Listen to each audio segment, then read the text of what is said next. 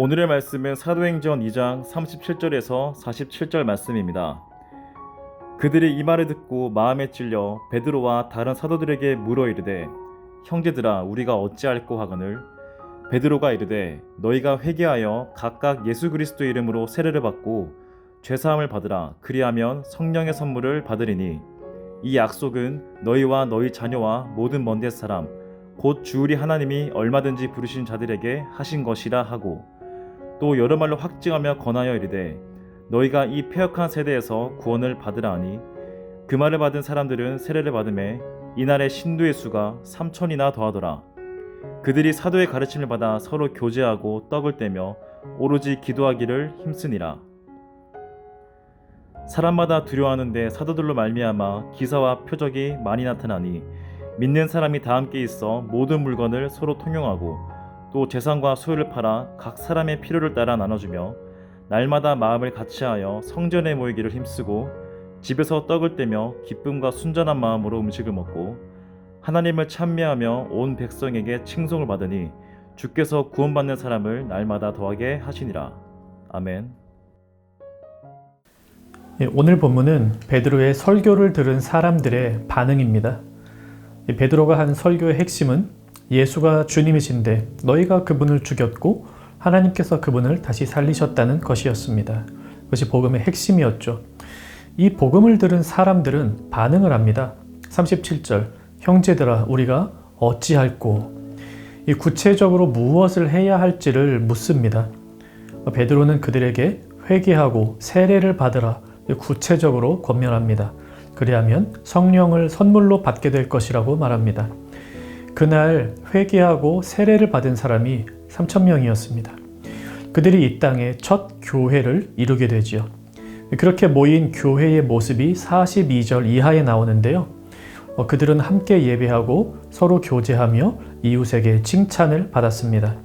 그래서 복음을 듣고 구원을 받는 이들이 날마다 늘어났습니다. 오늘 본문의 내용인데요. 이 본문을 통해서 두 가지 적용을 해보겠습니다. 첫째, 말씀을 듣고 나서의 적용은 구체적이어야 합니다. 적용은 추상적이면 안 됩니다. 회개해야지 라고 마음을 먹었으면 무엇을 회개해야 하는지가 분명해야 합니다. 회개는 죄에서 돌이키는 구체적인 행동입니다. 지금 베드로의 설교를 들은 이들에게 촉구된 회개의 방식은 예수를 믿지 않았던 불신앙에서 예수를 주라 고백하는 신앙으로의 전환입니다. 그리고 그 회개는 세례를 받는 것으로 확증됩니다.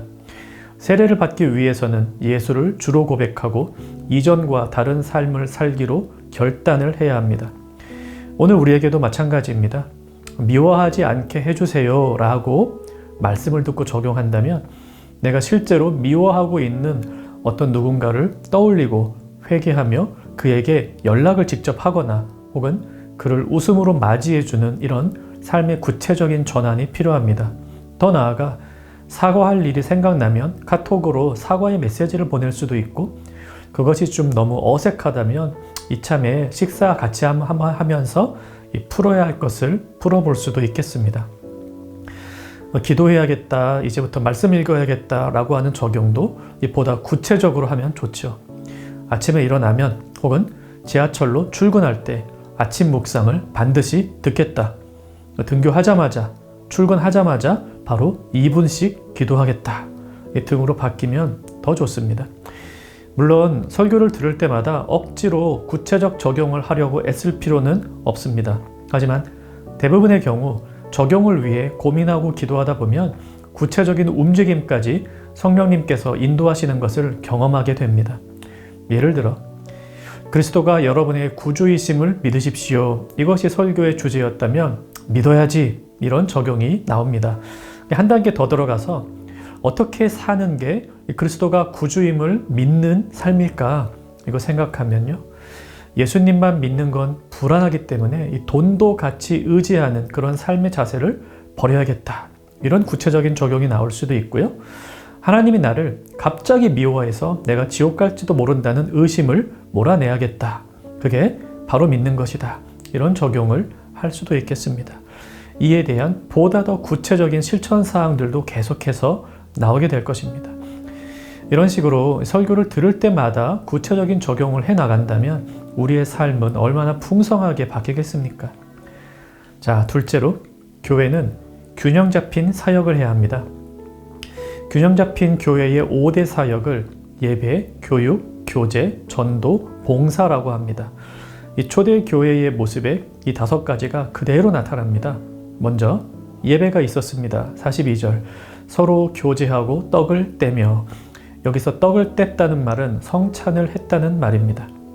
교육이 있었습니다. 42절 사도의 가르침을 받아. 그리고 교제도 있었습니다. 46절 집에서 떡을 떼며 기쁨과 순전한 마음으로 음식을 먹고. 전도도 있었습니다. 47절 온 백성에게 칭송을 받으니 주께서 구원받는 사람을 날마다 더하게 하시니라.